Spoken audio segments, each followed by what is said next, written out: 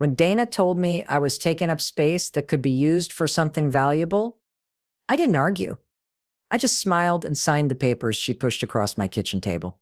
She thought she was getting my signature on guardianship documents. What she actually got was my signature authorizing the sale of Morrison Medical Supply, the company I'd built from nothing 40 years ago, to its biggest competitor, the company where she'd just been promoted to regional director, the company that would lay off 60% of its workforce in the merger, starting with middle management. See, what my son John and his wife Dana didn't know about their useless relic of a mother was that I wasn't just some retired nurse who spent her days watching game shows. I was the founder and majority shareholder of a $50 million medical supply company. I'd kept it quiet for 20 years, built it slowly, never bragged, never flashed money, until they tried to take everything I had left. My name is Margaret Williams. I'm 65 years old. And 3 weeks from now, Dana's going to walk into her office and find a pink slip with my signature at the bottom. If your family ever made you feel invisible, hit that subscribe button. Because this story is about what happens when the person everyone underestimated turns out to own the ground they're standing on. I became invisible on my 60th birthday. Not literally, though. Sometimes I wondered if that would have been easier. No, I became the kind of invisible that happens to older women in America. The kind where people look through you instead of at you. Where your opinions become background noise. Where you're decorative at best, inconvenient at worst. It started small. At family dinners. Conversations would flow around me like I was a stone in a river. John and Dana would discuss their careers, their investments, their plans. I'd offer a thought, and Dana would smile, that patient smile people use with children, and say, "That's sweet, Margaret," before turning back to John. Sweet. Like I was a puppy who'd learned a trick and spent 35 years as a cardiac nurse at Mass General. I'd held beating hearts in my hands during surgery. I'd run codes at 3 a.m. I'd trained residents who went on to become department heads. But to Dana, I was sweet. The invisibility got worse after I retired 5 years ago. Suddenly, I had no title to protect me, no professional identity. I was just John's mother, Dana's mother-in-law. Someone who existed in relation to other people, never on my own. "Mom, you should get a hobby," John said one Sunday when they came over. "Maybe take up knitting or join a book club." "I have hobbies," I said. "Watching TV doesn't count." Dana laughed. She was scrolling through her phone, not even looking at me. "You need something that gets you out of the house. Something social." What they didn't know was that 3 days a week, I drove to an office park in Newton, where Morrison Medical Supply had its headquarters. I'd show up at 9 a.m. in casual clothes, go through the employee entrance, and spend 6 hours reviewing financial reports, meeting with my CFO, and planning the company's expansion strategy. I'd founded Morrison Medical 43 years ago, right after my husband left. I was 22, pregnant with John, with $500 in savings and a nursing degree. I started small, selling medical supplies to small clinics out of my car. Thermometers, blood pressure cuffs, bandages, the unglamorous stuff that hospitals always needed. I built it slowly, reinvested every penny, hired smart people, kept overhead low, never took loans. By the time John was in elementary school, Morrison Medical had 50 employees and contracts with 3 hospital systems. By the time he graduated college, we had 200 employees and revenue of 3. By the time I retired from nursing, Morrison Medical Supply was a $50 million company with 400 employees, serving hospitals across New England, and John had no idea. I owned it. I'd kept it quiet deliberately. I didn't want him growing up entitled, didn't want him thinking money came easy. So I lived modestly, drove a 10-year-old Toyota, shopped at Target, clipped coupons. The company was run by an excellent CEO. I'd hired Marcus Webb, a Harvard MBA, who'd taken us from $30 million to $50 million in 5 years. I was chairman of the board, but I stayed in the background. Most employees didn't even know who I was. The board meetings were private. The financial statements went to my home address, not John's. I'd planned to tell him eventually, when he was mature enough to handle it. when he built his own success and wouldn't see my company as a shortcut. But then he married Dana, and I realized maturity wasn't coming. The tremor started in my left hand 6 months ago. At first, I thought it was stress or too much coffee, but it got worse. My handwriting became shaky. I dropped things, cups, pens, my phone. My balance was off. I went to my doctor. She ran tests, then more tests. Then she referred me to a neurologist. Parkinson's disease, early stage, but progressive. You'll need support, Dr. Walsh said gently. Family. As this progresses, you'll need help with daily activities. Have you told your son? I hadn't. Because telling John meant telling Dana. And telling Dana meant losing control of the narrative. But the symptoms were getting harder to hide. My handwriting was nearly illegible now.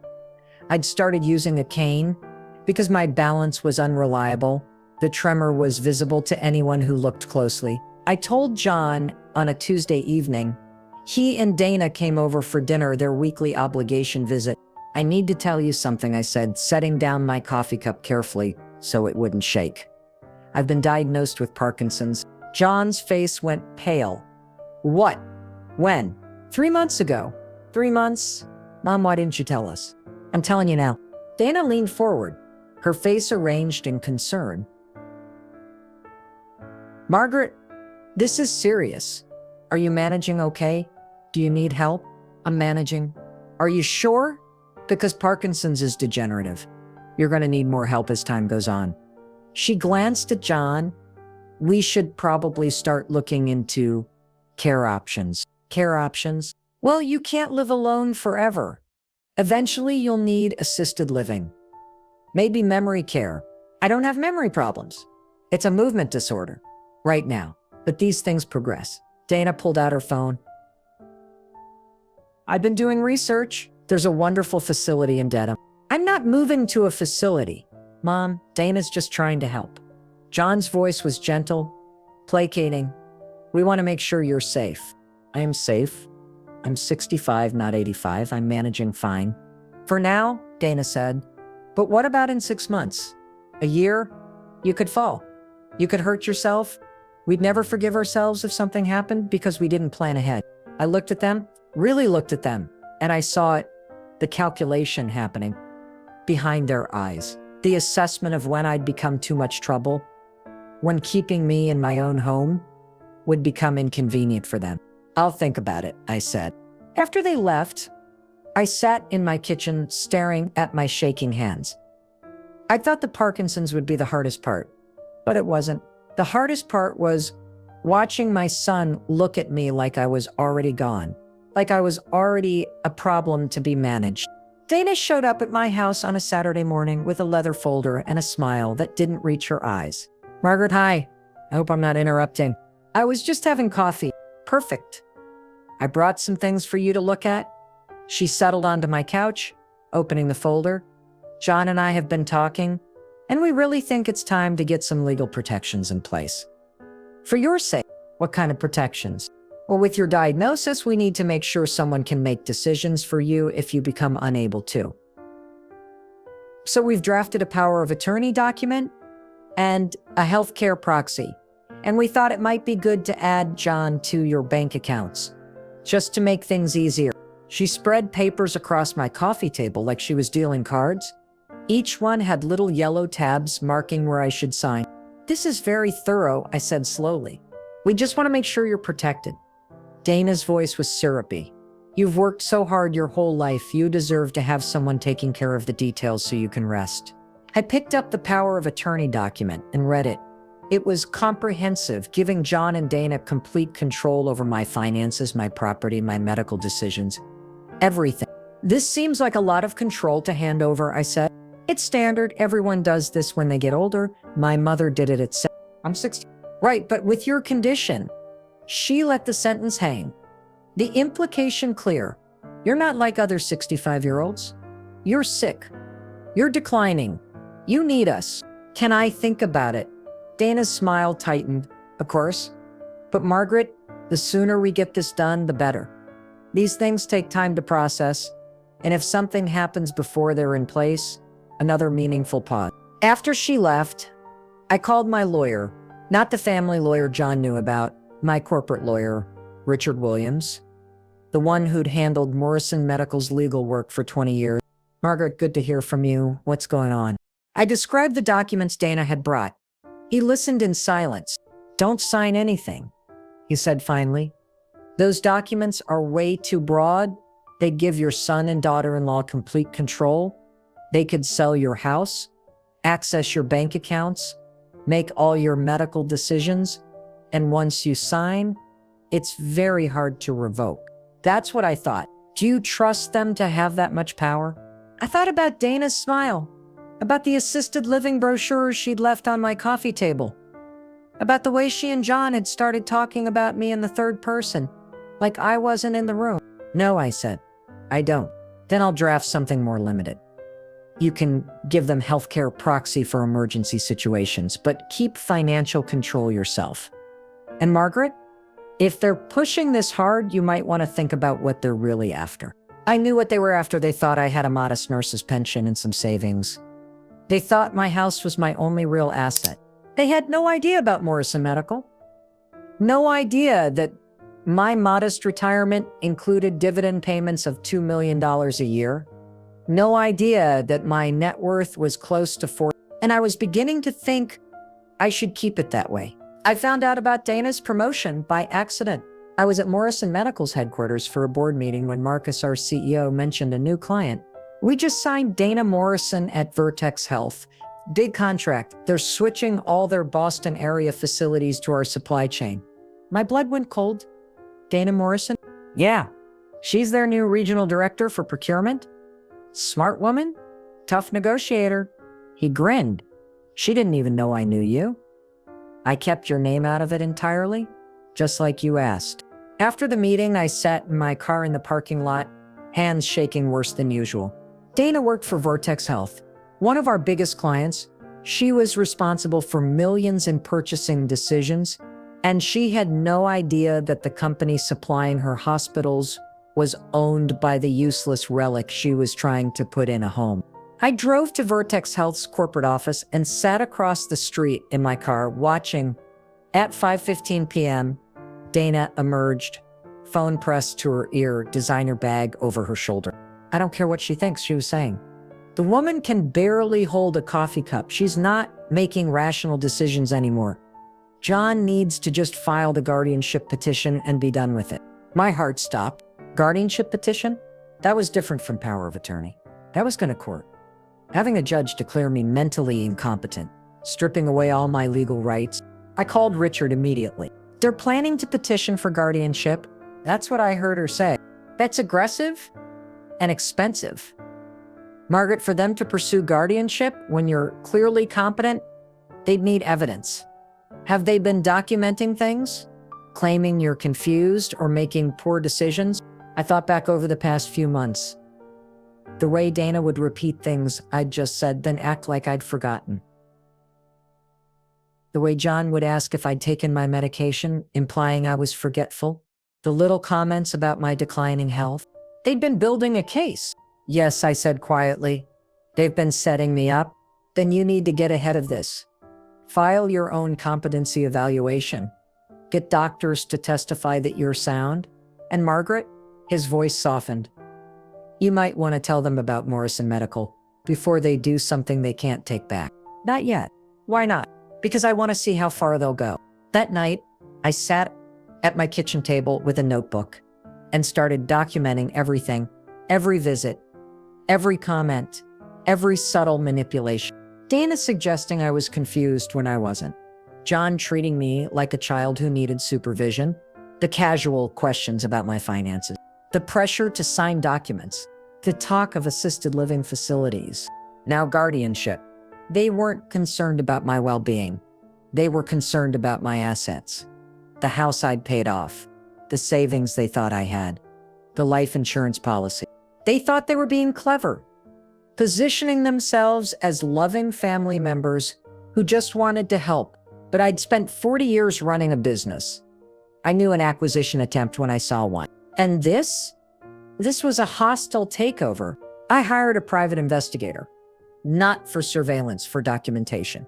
I need evidence that I'm competent, I told her, that I'm managing my life effectively, that I don't need guardianship. Her name was Kate Sullivan, a former FBI agent who now did corporate security and private investigation work. She came highly recommended. Tell me what's happening, she said. I explained everything. The Parkinson's diagnosis, the power of attorney pressure, Dana's comments, the guardianship threat. They're going to argue you can't manage daily living activities, Kate said. So we document that you can. I'll follow you for a week, film you grocery shopping, driving, managing your household, attending appointments. We'll show you're independent and functioning. What about cognitive testing? I'll arrange for a full neuropsychological evaluation. We'll prove your mind is sharp even if your hands shake. Over the next week, Kate's team documented everything. Me driving to the store, cooking dinner, paying bills, attending my board meeting, and Morrison Medical, though she was careful not to film inside the building. You're running a $50 million company, Kate said after reviewing the footage. That's going to be hard for them to argue you're incompetent. They don't know about the company. Then maybe it's time they did. I took the neuropsych evaluation. 2 full days of cognitive testing, memory, reasoning, problem solving, decision making. The results came back perfect. Better than perfect, I scored in the 95th percentile for my age group. The neuropsychologist wrote a detailed report confirming that while I had Parkinson's disease, my cognitive function was completely intact. Mrs. Williams shows no signs of dementia, cognitive decline, or impaired judgment, the report concluded. She is fully capable of managing her own affairs and making independent decisions. Armed with that report, I waited. The guardianship petition came 2 weeks later. John filed it with the probate court, citing my progressive neurological condition and inability to care for herself safely. The court date was set for 30. I didn't tell them I knew. I let them think they'd caught me by surprise. Let them think I was too confused or too sick to fight back. Instead, I called Richard. It's time, I said. Set up the meeting. I'm ready to tell them everything. I invited John and Dana to dinner at my house on a Thursday night. Nothing special, just pasta and salad. The kind of meal they'd come to expect from me. Dana arrived wearing Louboutins and a dress that cost more than my monthly groceries. John wore a suit, even though he'd presumably just come from his accounting job. Mom, you didn't have to cook, John said, kissing my cheek. We could have ordered in. I wanted to. Besides, I have something to discuss with you both. Over dinner, Dana dominated the conversation. Her promotion, the new responsibilities, the travel required. We're thinking about buying a bigger house, she said. Something in Wellesley. 4 bedrooms. John deserves to live in a neighborhood that reflects his professional status. That sounds expensive, I said mildly. It is. But we're doing well. My salary increase is substantial. And John's been working so hard, she smiled at him. We deserve it. After dinner, I brought out dessert, store-bought tiramisu, and 3 manila folders. What's this? John asked. Your inheritance, I said. They looked confused. Dana laughed nervously. Mom, we're not here to talk about your will. I know why you filed the guardianship petition. I interrupted. I know you think I'm not capable of managing my affairs. So I wanted to show you exactly what you'd be managing if the court grants you guardianship. I slid the first folder across the table. John opened it. These are financial statements. For Morrison Medical Supply. My company, I said. I founded it 43 years ago, right after your father left. Dana's face had gone pale. Your company? You own Morrison Medical? I'm the founder and majority shareholder. John was flipping through pages, his hands shaking. This shows revenue of $50 million. Assets of... Mom, this says the company is worth 7. That's the valuation our board commissioned last year. I own 65% of that, which means my stake is worth approximately 49. The silence was deafening. You're a multimillionaire, Dana whispered. And you never told us? I didn't see the need. The company runs itself. I take dividends about $2 million a year after taxes. It goes into investments. I live off my pension. Why? John's voice cracked. Why would you hide this? I didn't hide it. I just didn't advertise it. I wanted you to build your own life, your own success, without thinking you had a safety net. But we struggled. Dana was standing now, voice rising. We had student loans. We lived in a one-bedroom apartment for 5 years. You watched us stress about money and said nothing.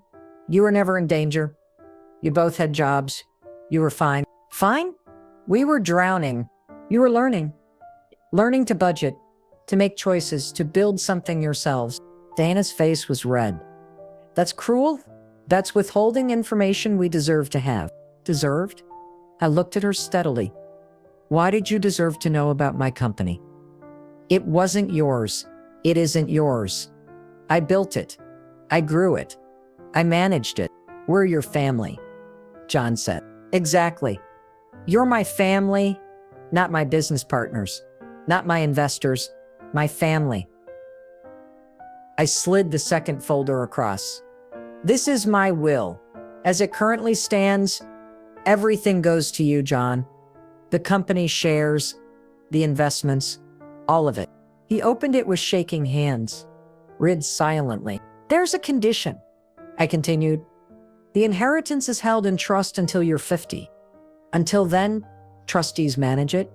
You get an allowance, $100,000 a year, but you can't touch the principal. Why would you do that? Dana's voice was shrill now. Because 8 years ago, when you were 34, you spent $15,000 on a boat you used twice and then sold at a loss. Because 6 years ago, you invested in your friend's restaurant and lost $30,000. Because 3 years ago, you bought a timeshare in Florida that you've never visited. John's face was red now too. You've been watching us, keeping track. I'm a businesswoman, I pay attention, and what I've seen tells me you're not ready to handle. Dana grabbed her purse. This is insane. You're insane. Come on, John, we're leaving. Wait, I held up a hand. There's a third folder. I don't want to see anything else from you. This one affects you directly, Dana. She froze. I opened the folder myself. These are the merger documents between Morrison Medical Supply and MedSource Distribution. MedSource has been trying to acquire us for 3 years. I've always said no, but yesterday, I changed my mind. I pulled out the contract. I agreed to sell 60% of Morrison Medical to MedSource for $45 million. The merger closes in 3 weeks. John was scanning the document. Why would you do that? Because MedSource acquisition strategy is always the same. They buy competitors, consolidate operations, and eliminate redundant positions. According to their typical pattern, they'll lay off approximately 60% of the acquired company's workforce within the first year. Dana had gone white. You sold your company to our biggest competitor? Not your competitor, your client. Vertex Health buys from Morrison Medical, or at least they did. MedSource will honor existing contracts for 6 months. After that, I shrugged. MedSource tends to renegotiate, usually at much higher prices. You're sabotaging my job. I'm selling my company. What happens to your job is a separate matter. Separate? You know exactly what you're doing. Dana was screaming now. MedSource will restructure. They'll eliminate middle management. Regional directors are always the first to go. Then I suppose you should update your resume. John stood face twisted with emotion. Mom, how can you do this? We were trying to help you. Help me, I laughed. It came out harsher than I intended. You filed a guardianship petition. You want a court to declare me mentally incompetent. You want to take control of my life, my money, my decisions. That's not help, John. That's a power grab. We were worried about you. No, you were worried about yourselves. About what happens to your inheritance. If I get sick. About whether I'd spend it all on medical care. About whether there'd be anything left. Dana grabbed John's arm. We don't have to listen to this. She's clearly not well. This paranoia, this vindictiveness, it's proof she needs guardianship. I pulled out my final document. The neuropsychological evaluation. I've been tested thoroughly by 3 different doctors. All of them confirm I'm cognitively intact, capable of making decisions, sound of mind. I looked at John, which means your guardianship petition will fail. And when it does, I'll make sure the judge knows exactly why you filed it. You're going to humiliate us in court? John's voice broke. I'm going to tell the truth in court. That you saw a sick woman and thought she'd be easy to control? That you mistook trembling hands for a failing mind? That you were so busy calculating your inheritance? You forgot I was still alive. They left without another word. The door slammed hard enough to shake the windows. I sat alone in my dining room, surrounded by the folders that had blown up my relationship with my son. My hands were shaking worse than usual. Not from Parkinson's, from adrenaline, from grief. I just destroyed my family to save myself. And the worst part, I wasn't sure I'd made the wrong choice. The guardianship hearing was held in a small courtroom in Suffolk County Probate Court. John and Dana sat with their lawyer on one side. I sat with Richard on the other. The judge was a woman in her late 50s, Judge Patricia Morrison. She looked at the file with a frown. Mr. Morrison, you're petitioning for guardianship of your mother based on her Parkinson's diagnosis and alleged inability to care for herself. Is that correct? John's lawyer stood. Yes, Your Honor. Mrs. Williams has a progressive neurological condition.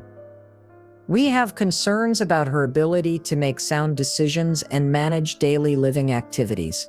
Mrs. Williams, you're opposing this petition? Richard stood. Yes, Your Honor.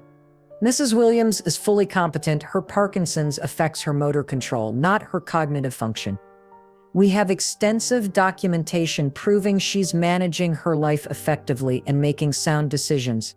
I'd like to hear from the petitioner first. Judge Morrison nodded to John.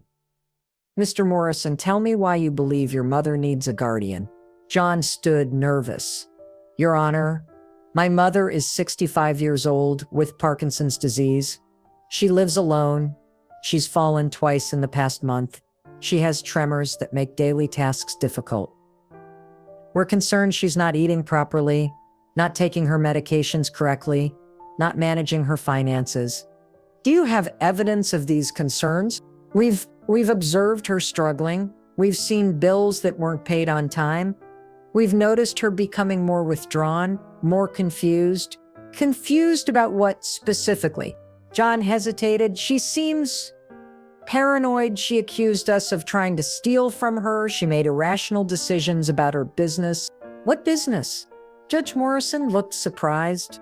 She owns a medical supply company. Or she did. She suddenly decided to sell it, which doesn't make financial sense. Your Honor, Richard stood. Mr. Morrison's characterization of his mother's business decisions is misleading.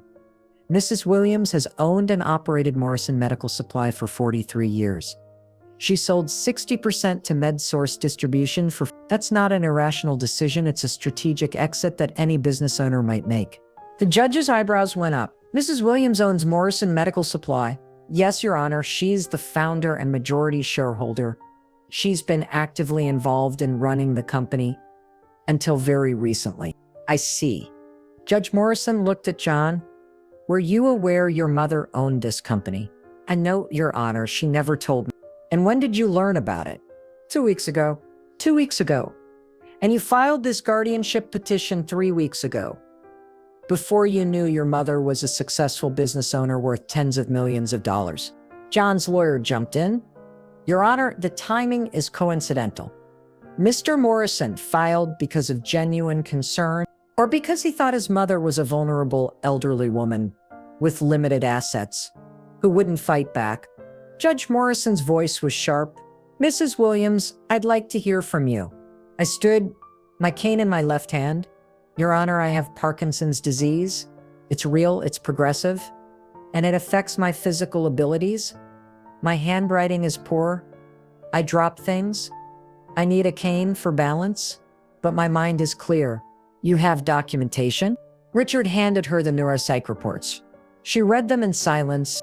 These show cognitive function in the 95th percentile for your age group. Superior memory, reasoning, and judgment. She looked up. You're clearly not cognitively impaired. No, Your Honor. And you're managing your life independently. I am. I drive. I shop. I cook. I manage my finances. I attend board meetings. I make decisions about my company and my investments. Why do you think your son filed this petition? I glanced at John. He was staring at his lap. I think he saw a sick woman and assumed she was helpless. I think he made assumptions about my capabilities based on my tremor. And I took a breath. I think he was worried about his inheritance. That's not true, Dana burst out. We were trying to protect her. Mrs. Morrison, the judge said coldly, you're not a party to this case. Please be quiet or I'll have you removed. Dana's face went red, but she stayed silent. Judge Morrison looked at John. Mr. Morrison, I'm going to ask you directly. Did you file this petition because you were concerned about your mother's well-being or because you were concerned about your inheritance? Both, Your Honor. Both. She closed the file. Here's my ruling. This petition is denied. Mrs. Williams is clearly competent to manage her own affairs. She has Parkinson's disease, but that doesn't make her incompetent. If she needs help in the future, she can request it herself or designate someone she trusts. Morrison, you are not that person. John's face crumpled. Furthermore, Judge Morrison continued, I'm ordering you to pay your mother's legal fees. Filing a frivolous guardianship petition wastes court resources and causes emotional harm. You'll also participate in family mediation if Mrs. Williams requests it. After the hearing, John approached me in the hallway. His eyes were red. Mom, I'm sorry. I wasn't trying to. You were trying to take control, I said quietly. You saw an opportunity and you took it. I understand why. But that doesn't make it okay. Can we fix this? I looked at him, really looked at him. And I saw the little boy I'd raised. The one who used to bring me dandelions from the yard and call them flowers. The one who cried when his goldfish died. I don't know, I said honestly. Maybe someday, but not today. Dana lost her job exactly 3 weeks later. MedSource completed the acquisition of Morrison Medical. On day one, they announced a restructuring plan. 2,000 employees, 60% of the workforce, received termination notices.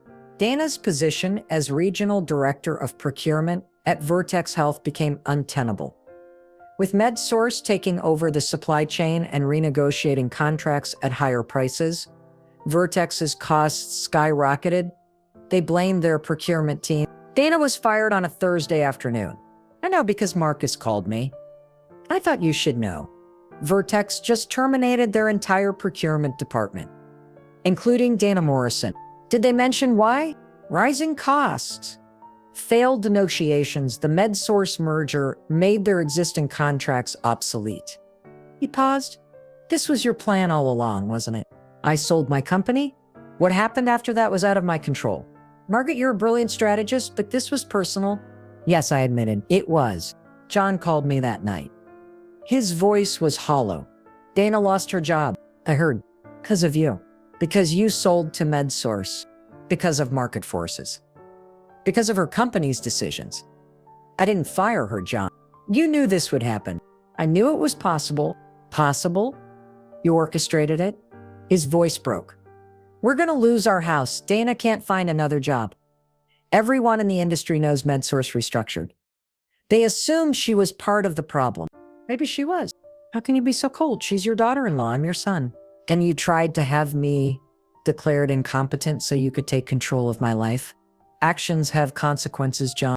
I said I was sorry. Sorry doesn't undo what you did. Sorry doesn't rebuild trust. He was crying now. What do you want from me? What do I have to do to fix this? I don't know. Maybe nothing can fix it. Please, Mom, please don't cut me off. I'll do anything. I closed my eyes. I need time, John. I need space to figure out if I can forgive you, if I can trust you again. How long? I don't know.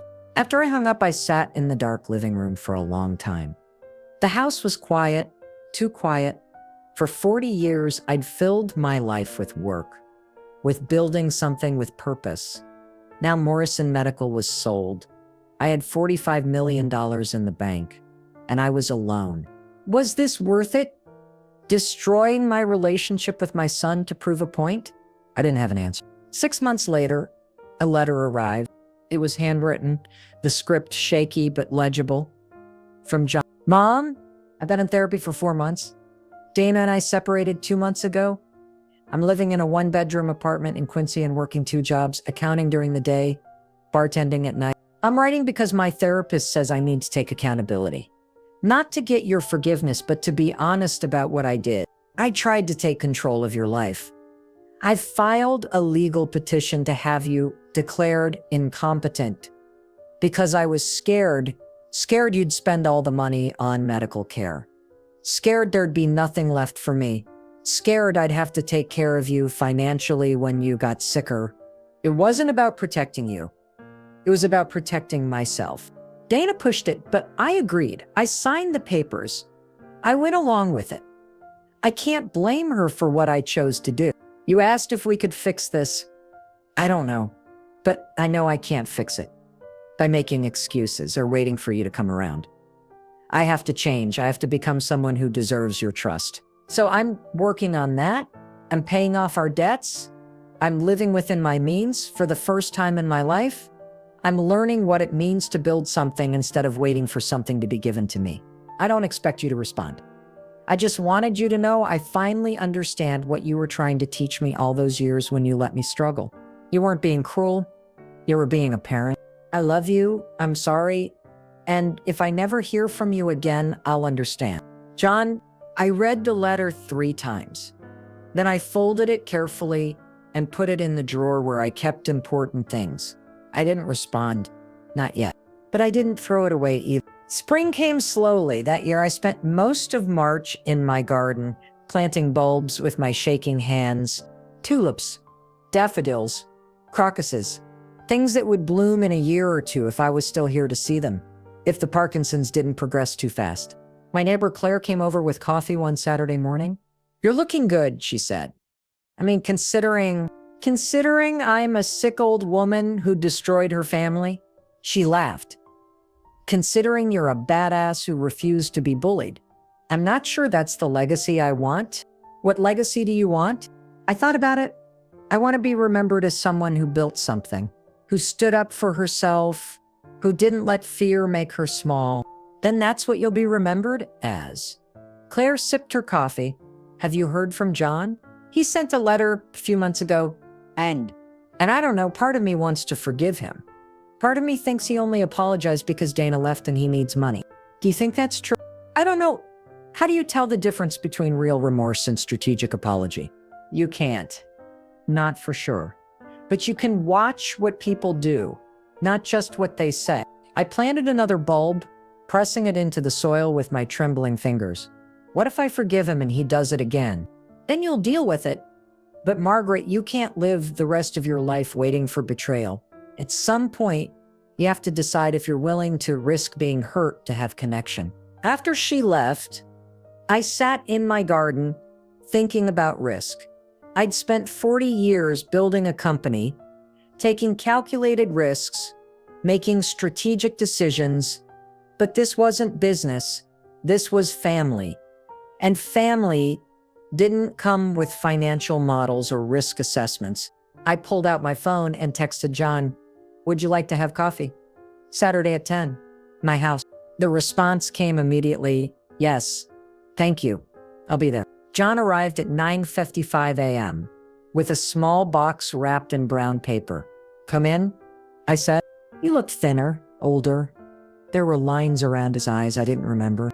"You look good, Mom." "I look like I have Parkinson's disease." "You look strong." We sat at the kitchen table, where we'd had dinner 6 months ago, where I'd told him about Morrison Medical, where everything had fallen apart. "I got your letter," I said. "I wasn't sure if you did." "You never responded. I needed time to process it." He nodded. "That's fair. Are you really working 2 jobs?" "Yes. Accounting at a small firm during the day, bartending Thursday through Saturday nights at a place in Southie. And Dana? We're divorced now. Finalized last month. She moved to New York. Got a job with a pharmaceutical distributor." "I'm sorry. Don't be, it was the right call. We weren't good together. She brought out the worst in me. Or maybe I brought out the worst in her. Either way, it was toxic." He pushed the box across the table. "I brought you something." I opened it. Inside was a framed photograph, me and John when he was about 8, standing in front of my very first Morrison Medical office. It was a tiny storefront in Dorchester. I was holding a sign, "Grand Opening." I found it in a box in my storage unit, John said. I'd forgotten it existed. But looking at it now, I can see it. You built something incredible, and I never even noticed. You were a child. You weren't supposed to notice. But I should have asked. When I got older, I should have been curious about what you did, about who you were beyond Mom. Instead, I just took everything you gave me and assumed that was all you were. I traced the photograph with my finger. I looked so young, so determined. I was terrified, I said. When I opened that first office, your father had just left. I was pregnant. I had $500 in a dream. And I thought, if this doesn't work, I'll lose everything. But it did work. It worked because I didn't give up, because I was too stubborn to fail. I looked at him. I wanted you to have that same stubbornness, that same drive. So I let you struggle. You wanted me to be you. No, I wanted you to find yourself the way I had to. He was quiet for a moment. I think I'm starting to... It's slow and hard. And I hate being poor again. But I'm learning. Learning what? That money doesn't fix character flaws. That comfort can be a trap. But the only thing worth building is something you create yourself. I felt my throat tighten. That's all I ever wanted you to understand. I know, and I'm sorry it took me 42 years to get it. We sat in silence, drinking coffee. It wasn't comfortable yet. There was still too much hurt, too much history, but it was a start. Can I ask you something, John? Did you sell Morrison Medical because of me? Because of what I did? I considered lying. But we'd had enough lies. Partly, I admitted I was planning to sell eventually. But yes, your guardianship petition accelerated the timeline. I wanted to make sure you understood that I was still capable of making major decisions, that I was still sharp, still strategic. And Dana losing her job? That was a side effect. MedSource's restructuring was inevitable. But yes, I knew it would impact her. And yes, part of me wanted her to feel consequences. That's harsh. Yes, it is. I'm not proud of it. But I'm not going to pretend I'm above petty revenge. He almost smiled. At least you're honest. I'm 65 years old with a degenerative disease. I don't have time for pretense anymore. John stood. I should go. I'm sure you have things to do. Actually, I don't. Would you like to stay for lunch? He looked surprised. Really? It's just grilled cheese, nothing fancy. But if you want to stay, I'd like that. A lot.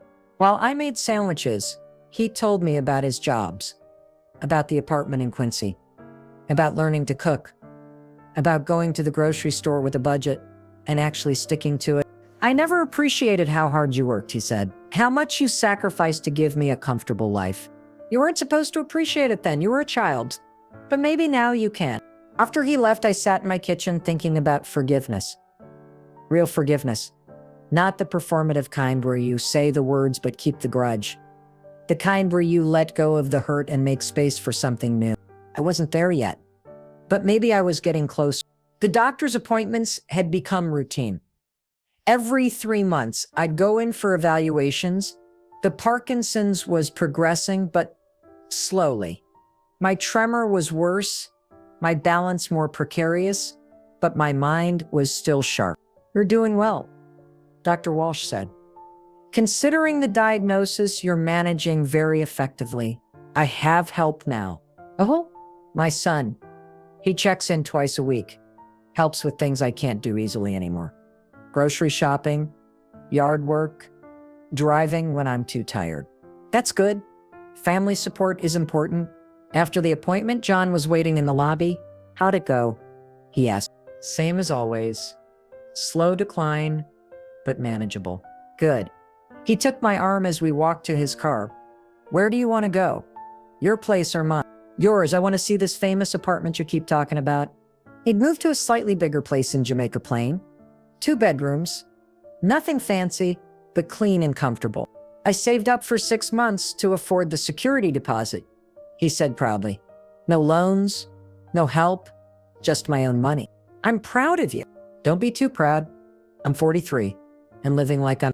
You're building something. That's what matters. He made dinner. Pasta with vegetables. Simple, but good. We ate at his small table, talking about his job, his therapy, his life. "I've been thinking," he said, "about your company, about Morrison Medical. What happened to the 35% you still own?" "I kept it. MedSource bought 60%, but I retained 35%. "So you're still involved?" "Somewhat. I go to quarterly board meetings, vote on major decisions, but I'm not running it day to day anymore." "And the money from the sale?" "In investments, trusts. Some of it will go to charity when I die. Some to you, if you still want it." He was quiet. "Do I still get the inheritance? After everything?" "That depends. Do you still want it?" "Honestly, I don't know. Part of me does, but part of me thinks I should refuse it.